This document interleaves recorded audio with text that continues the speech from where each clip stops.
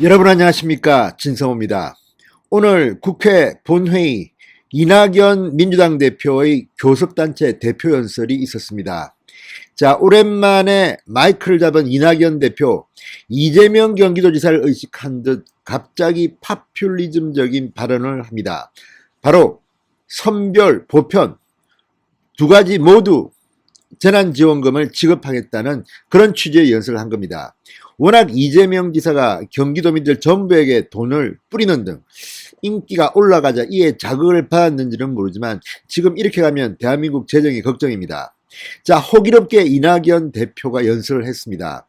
문재인 대통령도 요즘 이야기하는 걸 보면 4차 재난지원금을 선거 전에 지급할지도 모르겠다는 생각이 듭니다. 그런데 바로 그 다음이었습니다. 이낙연 집권 여당의 대표가 이렇게 국회 연설을 했는데 이 대표 연설이 끝나자마자 문재인 정부의 경제부총리 홍남기 부총리가 들이박아버렸습니다. 자, SNS에 글을 올리고 이낙연 대표가 한 이 연설을 전면 부정하는 그런 대응을 했습니다. 자, 지금 문재인 정부는 참으로 묘한 정부입니다. 경제부총리가 마치 나라의 주인인 것처럼 국간을 지키고 이재명, 정세균, 이낙연 차기 대권 주자를 노린다는 사람들은 전부 다 돈 쓰자, 국민들한테 돈 나눠주자 이렇게 말합니다. 처음에는 이재명만 앞살렸습니다. 선별 보편 모두 지원하자. 그런데 이제 정세균이 이에 동참하고 이낙연 대표도 오늘 대표 연설에서 이렇게 말했습니다. 그러나 홍남기 경제부총리는 정면으로 반박했습니다. 자, 이런 모양새는 아주 오래된 모양새입니다. 얼마 전 홍남기 경제부총리는 이 총리실에서, 총리 공간에서 열린 고위당정청 회의에도 불참할 정도로 지금 이 문재인 정권의 이런 파퓰리즘에 저항하고는 있습니다. 자, 이낙연 대표, 요즘 지지율도 떨어지고 일도 잘 안 되는데 이제 경제부처의 책임자가 이낙연 대표의 연설을 부정하고 나섰습니다. 자, 나라 꼴이 참 우습게 돼가고 있습니다. 문재인 대통령은 이제 통제력을 상실했는지 모르겠습니다. 도대체 이놈의 정부는 당정청 간에 협의도 하지 않습니까? 그냥 불쑥불쑥 자기 마음대로 내뱉으면 답니까? 아, 나는 이렇게 많이 국민들한테 뿌리려고 했는데 홍남기가 반대해서 안 됐어. 이렇게 알리바이를 만들려는 것인지, 아니면 또 힘으로 홍남기를 찍어 누르고 보궐선거 전에 돈을 또 왕창 뿌릴 건지, 미래 세대에 대해서 부끄럽지도 않은지 모르겠습니다. 진성호의 융단 폭격 시작합니다. 이낙연 민주당 대표를 융단 폭격합니다. 방송에 앞서 아직 진성호 방송의 구독자가 아니신 분들은 붉은색 구독 버튼 눌러주십시오. 더 좋은 방송으로 보답하겠습니다. 자, 이낙연 민주당 대표가 코로나19 피해 지원을 위해서 4차 재난지원금 지급을 공식적으로 발표했습니다. 코로나처럼 민생과 경제에도 백신과 치료제가 필요하다며 4차 재난지원금을 준비하겠다. 늦지 않게 충분한 규모의 추경을 편성토록 하겠다.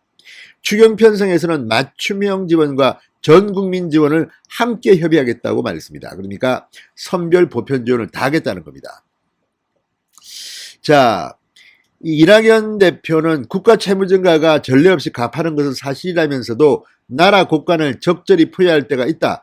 지금은 일상의 불경기가 아니라 비일상적 위기다. 이렇게 주장했습니다. 자, 이런 이낙연 대표의 원내 교섭단체 대표 연설이 있고 난 직후 이 홍남기 경제부총리 겸 기획재정부 장관이 받아들이기 어렵다. 이렇게 치고 나왔습니다. 여당 대표의 연설이 끝나자마자 경제부총리가 반박하고 나선 것도 상당히 이례적인 일입니다. 자, 홍 부총리는 이낙연의 연설이 있은 뒤 페이스북에 글을 올렸습니다. 추가적 재난지원금 지원이 불가피하다 하더라도 전국민 보편지원과 선별지원을 한꺼번에 모두 하겠다는 것은 정부로서는 받아들이기 어렵다. 자, 이 대표가 4차 재난지원금 준비 그리고 맞춤형 지원, 전국민 지원을 함께 협의하겠다고 한 데 대해서 아예 정면으로 대놓고 반박한 겁니다. 점잖게 반박한 게 아니라 네 말 안 된다. 너 현실도 모르냐 이렇게 꾸짖은 것으로 보입니다. 홍 부총리는 지금 3차 재난지원금 지급이 한창이다. 3월이 되어야 마무리된다. 2월 추가 편성은 이를 것으로 판단되고 필요시 3월 추경 편성이 가능할 듯 보여진다. 자, 이 대표는 이날 우리 재정은 상대적으로 튼튼하다. 작년 재정 적자는 주요 42개국 중에서 가장 낮은 편이었다. 이렇게 주장했습니다. 그러자 홍 부총리는 이에 대해서도 얼마 전 최근 우리 재정 상황을 두고 너무 건전한 것이 문제라는 지적을 본 적이 있다. 재정을 너무 쉽게 본 진중하지 않은 지적이다. 이렇게 깠습니다. 홍 부총리는 또 국가재정은 GDP 대비 숫자로만 비교되고 또 그것으로 끝날 사안이 아니다. 물론 화수분도 아니다. 이낙연 너 뭐 좀 알고 이야기하냐 이렇게 꾸짖는 것으로도 보입니다. 경제 전문가의 비판입니다.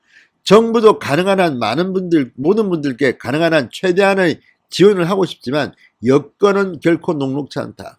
단순히 재정 적자 순위만으로 국가 재정 상황을 판단할 수 없다는 뜻입니다. 어쨌든 지금 이낙연 집권여당 대표인데 이렇게 대표 연설을 하자마자 나라의 살림살이를 책임지고 있는 경제부총리가 바로 페이스북에 글을 올려서 들이박아버렸다는 것은 뭘 의미하겠습니까? 지금 이재명이 이 재난지원금 뿌리기로 재미를 보니까 다들 자극받은 모양이지만 이렇게 하면 나라 망할지도 모릅니다. 자, 어쨌든 이재명이 했던 이 전 경기도민에 대한 일괄적인 지원금 지급, 이것이 결국은 경기도민의 빚으로 남게 된다는 그런 충격적인 결과가 나왔습니다. 지금 말은 그렇게 하지만 이 경기도의회가 민주당 위주로 짜여져 있어가지고 그냥 이 제대로 검증을 하지 않고 있습니다. 지금 이재명은 내년 대통령 선거 전에 어쨌든 경기도지사를 그만두고 나갑니다. 그렇지만 경기도민들은 2035년까지 그 빚을 갚아야 될 겁니다. 자, 자기 후임자들에게는 고통을 주고 자기는 재미를 보는 이런 정치의 악순환, 이게 계속되어야 할까요? 이낙연 대표도 이재명에 자극받아서 이렇게 한 것은 아닐까요? 지금 이낙연은 이재명한테 거의 지지율에서 대망신을 당하고 있습니다. 아무튼 집권여당 대표가 연설을 하자마자 이렇게 같은 정부의 홍남기 경제부총리가 들이박은 것은 정말 이례적인 일입니다. 그만큼 지금 이낙연 대표는 평정심을 잃은 것이 아닌가. 문재인 대통령은 요즘 뭐하고 있나? 청와대와 정부와 민주당은 서로 간에 소통도 하지 않는지 참으로 한심한 문재인 정권입니다. 진성호의 융단 폭격이었습니다. 여러분 감사합니다.